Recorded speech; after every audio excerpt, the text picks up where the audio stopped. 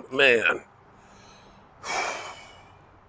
Well, good evening, friends. Mark Holmes here. And as always, I want to thank you all for watching, commenting, subscribing, and being part of the Jobu Sports Report. Without you guys, this ain't working without you guys. Man. We lost another one. Marvin Haggler, who legally changed his name in 1982. I was a sophomore in high school, to Marvellous Marvin Haggler. I want to say he was about 62, 3-2 in his boxing career, who was the undisputed welterweight champion until Sugar Ray Leonard took it away from him. Damn. Boxing used to be king. I remember Muhammad Ali fighting. That's how old I am, man. I remember when Muhammad Ali was getting ready to fight George Foreman. And I remember my mother being worried that George Foreman, who was mean, we're not talking about George Foreman grill. George Foreman was mean. He was big. And they thought he was going to kill Muhammad Ali. That was the golden age of boxing. Sugar Ray Leonard and Marvellous Marvin Haggler. Damn. Can't believe he's 66 years old.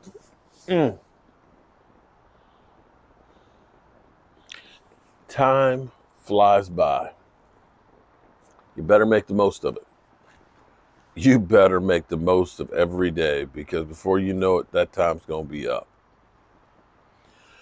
Wow. Rest in peace, man. Rest in peace, Marvin Haggler. You know, this is silly season in the NFL right now. You've got NFL analysts or NFL experts out there that are coming up with stuff. I'm sitting here, my wife is Netflicking something. My wife, she'll get shows that I might be interested in, but I can't do the whole Netflicking, for hours. I can watch one, maybe two shows. After I got to go do something else. And so I'll start watching. It's like, okay, this is kind of interesting, but I got to go move, because if I just sit there, my body will just lock up and I'm done. And I'll go shoot some videos or go work in the workshop and things, and come back, and she done watched 3 more episodes, and I said, well, what happened? You should have been here. Why? It's like, let me just not even get into them. Just enjoy. You enjoy. Okay. And she'll say, well, did you see? Oh, yeah, baby, I saw it. Yeah. Oh my, I can't believe that happened. Doesn't even notice I'm gone. But anyway,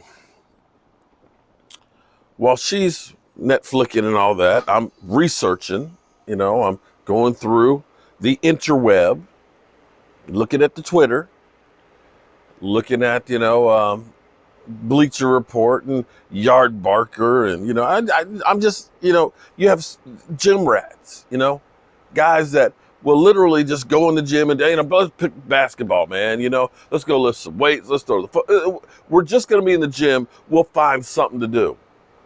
Well, that's how I am with sports news. That's why I just saw about Marvin Haggler passing, about the last half an hour.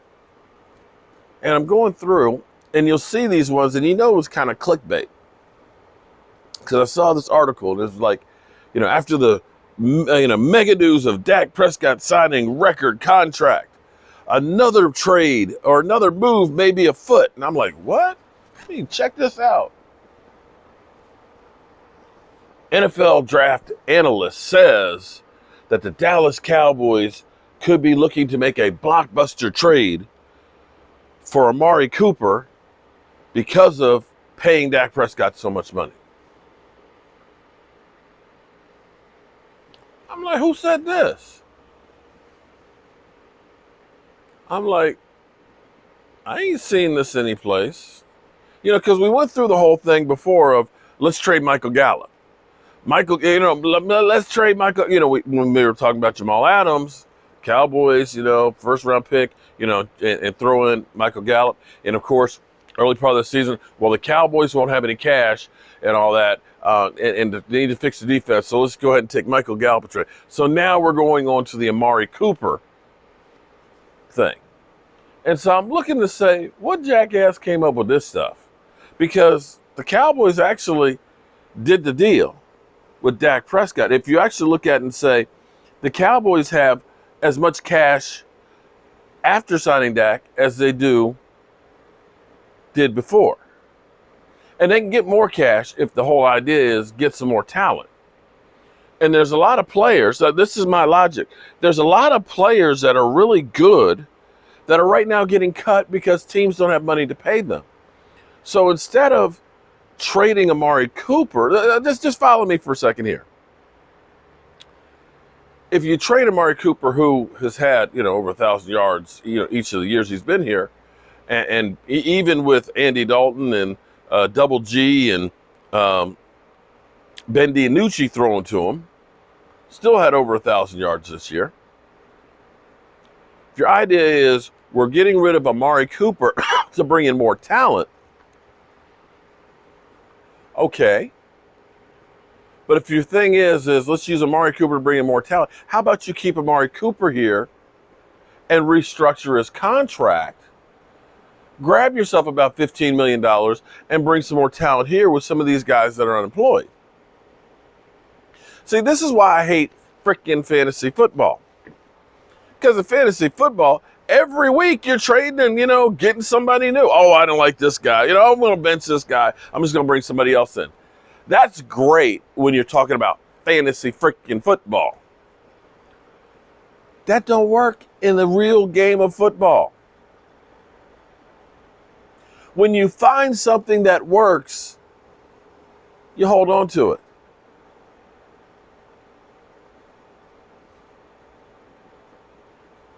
Did we say, let's trade Michael Irvin? Yeah. We can use some more playmakers. Let's get rid of Michael Irvin. That's a good idea. Right? No, we didn't. Come on, man. This is just crap. This is what really annoys me is the way this stuff is presented. NFL analyst, Brad somebody, who? And I was like, wait, who? I'm like, who is this guy? So I copied it and I, Googled the name, and it's NFL something or other something I never even heard of. I mean, hell, you could say I think he's got about as much credibility as. Or I got as much credibility as he does. NFL analyst. I mean, I read everything about the NFL. I analyze it. I come up with conclusions. Does that make me an analyst? I'm just curious because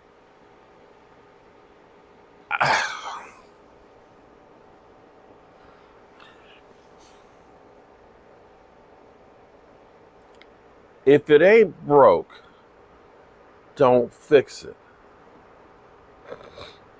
The one thing we can look at and say we got working is our wide receiver core. Between Dak, Amari, Michael Gallup, CeeDee Lamb, don't fuck with those guys. Don't talk about trading them. Don't mess with what works. But you can use it. Like I said, grab some cash. Sign a couple of free agents. There's safeties out there you can get for about $5 or $6 million. Better than Xavier Woods. How about that? With the other $10 million, maybe you go ahead and get a standout defensive tackle. How about that one? Oh, maybe I should do an article. NFL analyst says restructure Amari Cooper's deal and sign some blockbuster players.